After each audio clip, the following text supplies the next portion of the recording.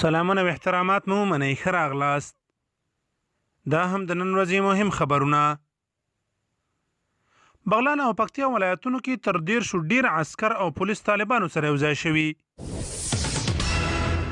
دوحه کې د مذاکراتي ټیمونو د تماس ډلو ترمنځ خبرې روانې دي، خو لا هم پایلې ته نه دي رسیدلي.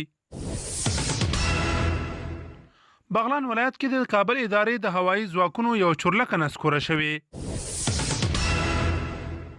د پاکستانی پارلمان رئیس اسد قیصر د افغانستان له نائب سفیر سره خبرې اترې کړې دي.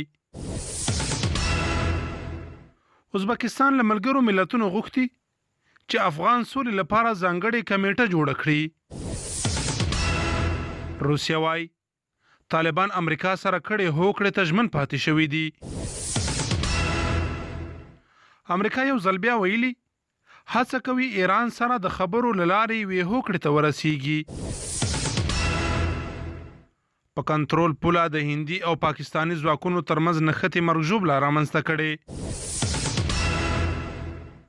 سعودي چارواکو خپل هیواد ته د هندي، ارجنټاین او برازیلي الوتکو پر ورتګ بندیز لګولی دی. امریکا کې مظاهره کوونکو 2 پولیس په ډزو ویشتلي دي. د خبرونو پای.